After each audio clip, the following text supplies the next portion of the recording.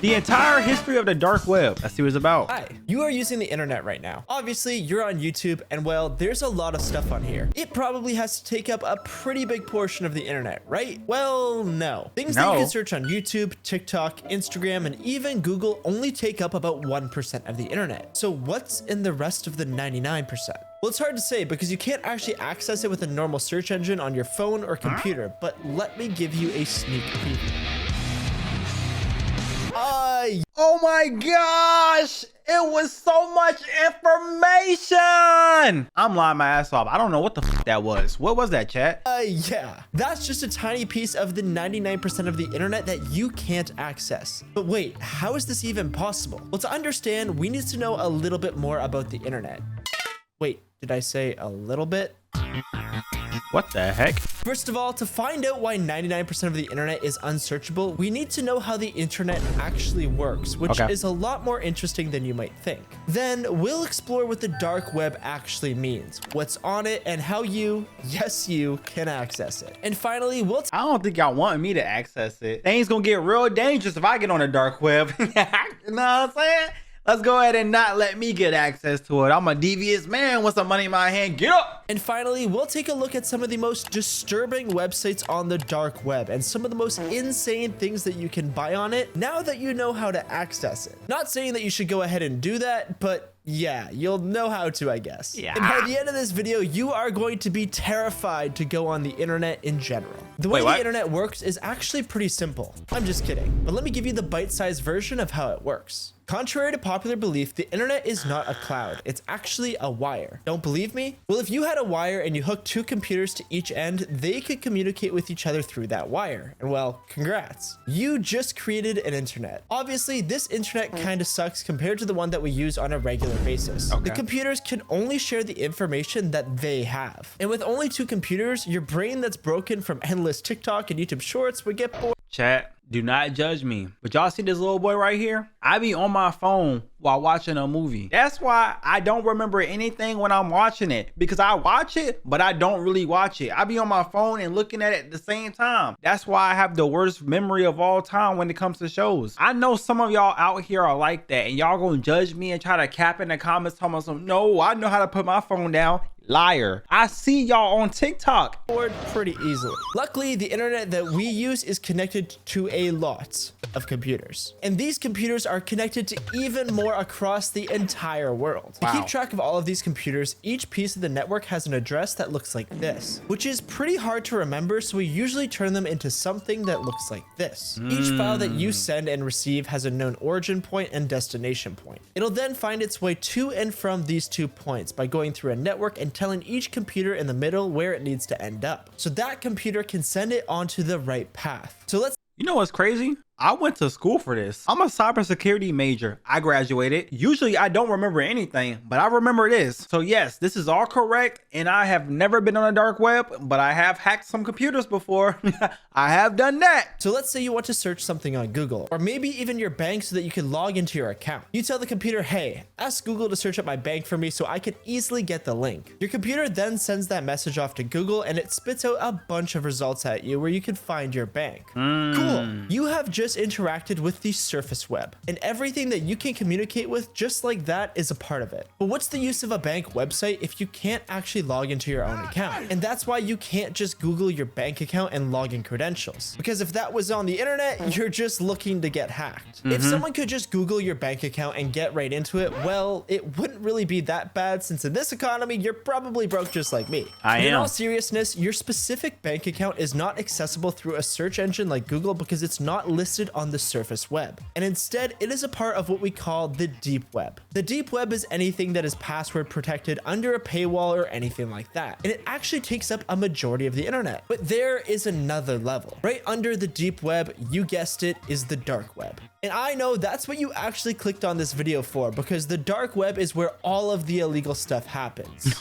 You like illegal stuff, right? Anyways, Why would I like illegal stuff? Why would you assume that? Chat, I gotta say this just in case the FBI is watching. They might be watching me through my webcam right now. Who knows? But we gotta keep the secret, you know what I'm saying? So yeah, chat, we don't like illegal stuff, right? Anyways, why does the dark web even exist and how does it work differently from the internet? Well, it's no secret that you're getting tracked when you're on the internet. That's why when you like a picture of a pair of shoes on Instagram, you get an ad for that pair of shoes a day or two later. I told y'all. And that's also why Target knew a woman was pregnant before she even did. Wait, what? Really? This is why I try not to accept cookies. Y'all probably have no idea what I'm talking about. But when you go on certain websites, they ask you about cookies. Don't accept them all. They're tracking your data, y'all. They're already tracking us already, but they're tracking them even more if you accept them damn cookies. Don't accept the cookies, y'all. Don't take the cookies. They're evil. Yeah, that's real. Look it up. Anyways, not everyone likes to be tracked by the government. And funny enough, you and the government have a lot in common because they also don't want to be tracked by the other governments. Isn't that ironic? No, Crazy. the government doesn't search up the same sus things that you do. I mean, maybe they do, but I wouldn't know. But what they do want is to protect their communications, secret files, and things like that. So in the 1990s, researchers at the US Naval Research Laboratory began working on something called onion routing, so that the Russians couldn't intercept government transmissions while they were being relayed. And this onion was basically the birth of the dark web. But why an onion? Well, unlike the regular internet that we discussed earlier, basically onion routing protects any data transmitted through it by wrapping it in multiple layers of encryption. Encrypting a message basically jumbles up the data within a file in a certain way, where only the sender and receiver have the code to unencrypt it. In onion routing, this encryption process happens multiple times, so it ends up being a secret code on top of a secret code on top of a secret code, and so on. But if you don't know how to decode all of those things in the right order with the right answers, well, you're out of luck. Let me take you through a little example. Let's say you have a super important file that you want to send. Why the file you choose is an eggplant? I'm over here thinking it's a super important file, but it could be my PP pic. It could be. That's super important to me. I can't have everybody having access to my PP pic. Because it's so important that if anybody ever found it, you would probably get in a lot of trouble. When you send it through the dark web, your file gets wrapped up in multiple layers of encryption and it has to go through a bunch of checkpoints in order to be decoded. Only the file knows the path it is going to be taking to its destination. And each layer of that path only knows how to decode one layer of the file, where it came from previously and where it's going to be going next. Eventually, after traveling through all of the layers, the message is finally decrypted and can be seen normally. So this was great for the US government. They could surf the web and send files anonymously without anyone knowing it was them, except you would 100% know it was them every single time because they were the only ones using it. This means if any hacker were to catch one of these onion files flying through the air, they could say, oh, well, this is obviously some super secret information from the government and I am definitely going to be stealing that. Even though a hacker couldn't necessarily open the files, it's still not the best to let hackers know that you are sending the files at all if you are the government. That's the equivalent of putting $1 million in the back of a truck, saying you're going to go from point A to point B and hoping that no one steals the money along the way. So they really only had one choice. They had to open this completely anonymous internet service to the public worldwide. That way, just like the regular internet, these files could come from anywhere and anyone. Wouldn't that just be the same thing as the regular internet? Why didn't they make a dark web if they was gonna make it public? Just like the regular internet, these files could come from anywhere and anyone. What could possibly go wrong? Well, everyone's selling drugs now. That's just great. If it wasn't already obvious, giving people access to a global network where they could stay completely anonymous wouldn't just attract the kids who got straight A's in school. Turns out it attracted the kids who got straight A's and were also really weird. The kind that would stomp on all of the ants to make sure they were all dead. But anyways, this is the Tor browser. You can't access the dark web with a normal web browser like Google Chrome or Safari. You need a browser that's able to access .onion domains, and the Onion Router, aka Tor, is able to do that. First, you want to go to the hidden wiki. This is the place where you can access pretty much every well-known website on the dark web. The reason it exists is because all of the links to websites on the dark web look like this. And I don't think that anyone is going to remember a name like that. You got normal things like blogs, social media, spicy content, stolen credit card information, illegal animal meat, people meat, and assassin. People meat? They're eating people on the dark web? How y'all think human meat tastes like? Like chicken? One time I tried squid and it tasted disgusting. disgusting, but I heard frog legs taste just like chicken. What do y'all think humans taste like? Let's talk about that stuff later. To get a real grip of exactly how the dark market works, let me take you on a journey to the Silk Road. Now, in real life, the Silk Road was a trade route that spanned pretty much half of the world and was essential to constructing how society works, even affecting how we live today. On the other hand, the Silk Road on the dark web was a similar network, except it was worldwide. But unlike normal goods and services, this was used for drugs, guns, and sometimes even people, or much worse. Hopefully, Human trafficking and sex slaves? That's what they doing on the dark web? Chat, one day I'm gonna start a stream. We're going on the dark web. We're gonna buy a person to save them from this. Cause why would we want somebody to go through this, y'all? The only thing is, a human person probably costs like $40,000 or more. I don't know the value of a life. But listen, we have the chance to save someone. Wouldn't you want to save someone, chat? I didn't know the dark web was so evil, but it is called the dark web. So what did I expect? Sometimes even people, or much worse. Hopefully you don't buy any of that stuff. But if you wanted to, you might be asking yourself, how do I pay for that? Surely if I just use my credit card, that wouldn't be very anonymous. Bitcoin. And you're right. If you used your credit card on any of that stuff, the FBI would be at your door within minutes. So instead, the dark web uses our good old pal, Bitcoin. Yes, well, I'm a criminal, chat. I'm a criminal. Yes, while everyone over here on the surface web is holding their Bitcoin until the end of time, can you believe there's actually people out there who use this digital currency to buy things? Disgusting.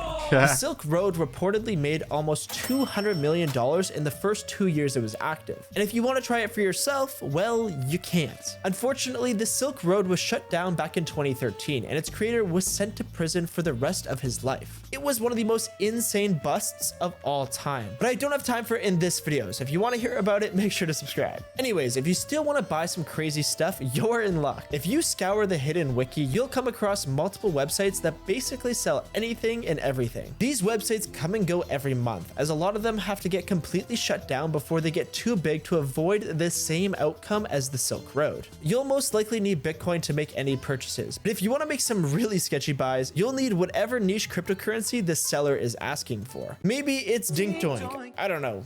Milfcoin? By the way, if you buy any of these things, make sure to never send it to your house. I don't know if I have to tell you this, it should be pretty common sense, but the marketplaces ain't like Amazon. They don't have nice trucks that come with drop-off verification or same-day shipping. If you get something from the dark web to your house, expect it to come in the most suspicious box of all time, and the What the heck is that, bro? What can this even be? This has to be a giant dildo. There's no other way of thinking about that. How did they make it so damn big though? And it got little balls and everything. What? And the delivery person is probably the most sus person of all time. That is, if it even gets to your house in the first place. But speaking of insane things to buy, yes, the moment you've all been waiting for, it's finally time to go through some of the most disturbing and illegal things that you can buy from the dark web. For legal purposes, I'm here to tell you clearly, do not buy any of this stuff, and if you do, you are officially warned. But you asked for it. One of the most common things that you could buy on the dark web is credit card information. Sometimes if you go to a gas station or ATM, the card reader might look a little bit broken. If that's the case, then don't use it because your credit card info is probably going to get stolen. It is possible to put a fake credit card scanner inside of a real credit card scanner so that when you insert your card and type in your PIN, the fake scanner reads all of the information and stores it. After that, the person who put the fake scanner there can just come, retrieve it, and upload all of your information onto the dark web. Then they sell all of this information on the websites for Bitcoin. That's how my credit card keeps getting used, bro. I get so many messages about your credit card's being used. Is this a scam? Is this a scam? And I look at it. I never went to JCPenney's on a Monday. What the Hold on, bro.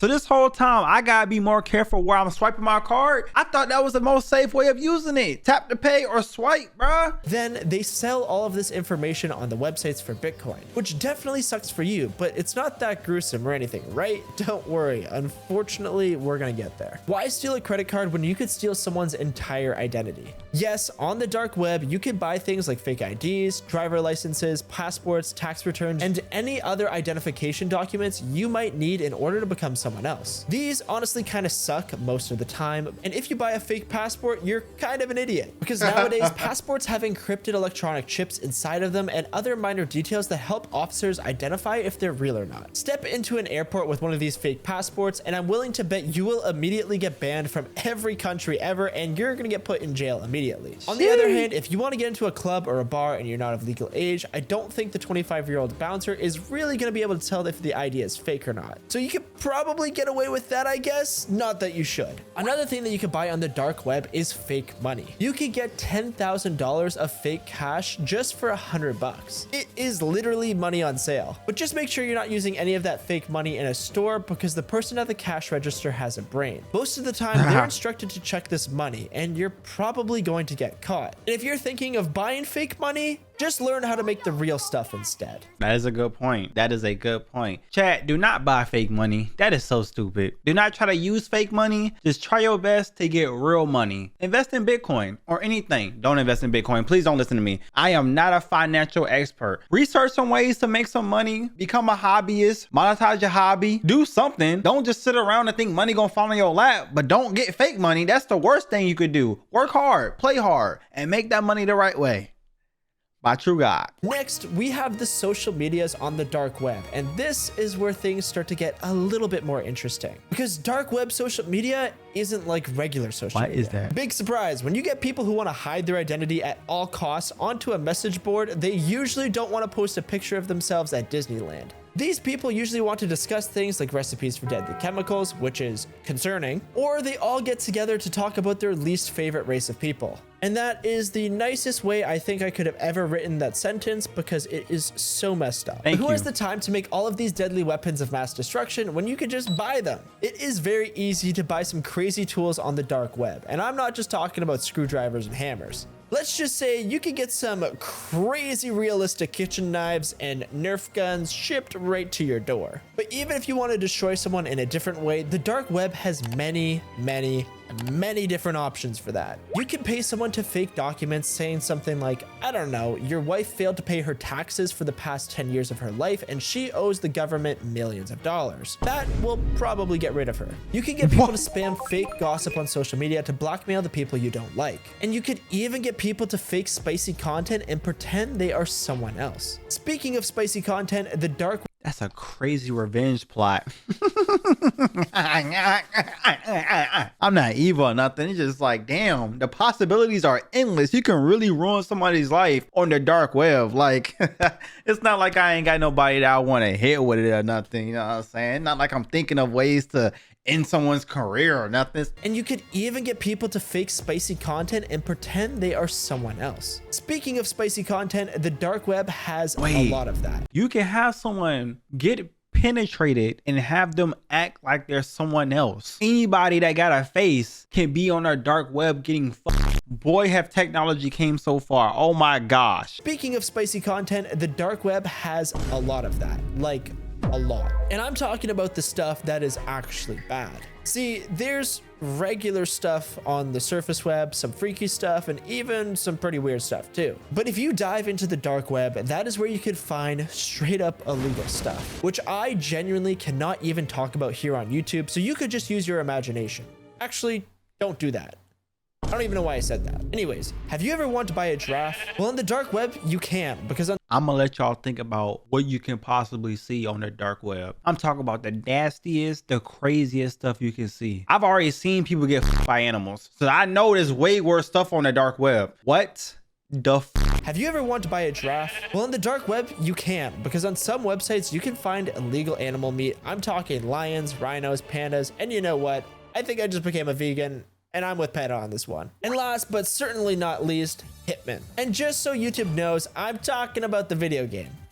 I'm definitely not. Yes, on the dark web, it is rumored that you can pay someone tens of thousands of dollars to take out any target of your choice. You just have to give them the information, and within a few days, the deed is done. But now, there's a few important reasons why you should never buy anything on the dark web or even use it. And the main reason is honeypots. Honeypots are the name of the game when it comes to the dark web. Most, if not all of the services that I have just mentioned have a 90% chance of being completely fake. If you stick stick your hand too far into the honeypot, you'll get stuck. Basically, sellers know that buyers on the dark web are desperate. More often than not, these sites that sell illegal substances or services take the money of the buyers and just send them nothing at all in return, which means this. I got scammed one time, but it wasn't a dark web. It was a regular website, and I was trying to buy a fake ID. I didn't even send them Bitcoin. I sent them Google Play. I should have known it was a scam from that. But I was thinking, you know, this is already illegal. Fuck it. Maybe they don't want to be found. I sent them a Google Play gift card and never heard back from them. And I waited and I waited. I had a tracking number and everything.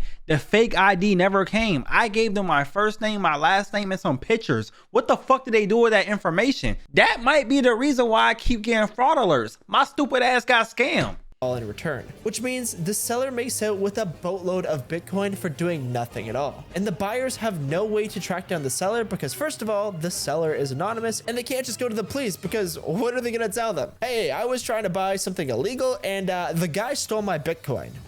Good luck with that one, buddy. And a lot of the time, these honeypots are run by the government themselves. If someone ordered a hitman on a site run by the FBI, well, congrats. They have literally all of the evidence they need to arrest you. And this, among many other reasons, is why you should never go on the dark web. Yes, it is not illegal to download the Tor browser and surf some of the dark web sites. But as soon as you make a suspicious purchase, you're basically getting booked. And even if you don't plan on purchasing anything, just being on the dark web itself can get you into a lot of trouble with hackers. If you're not using a perfect VPN, you're cooked. If you accidentally reveal any personal information, you're on hit list. If you even dare use the dark web on a computer that has some of your other important files on it, you're getting everything stolen. So even now how you know the dark web works, don't go on it. It can cost you your life and even worse, a lot of Bitcoin.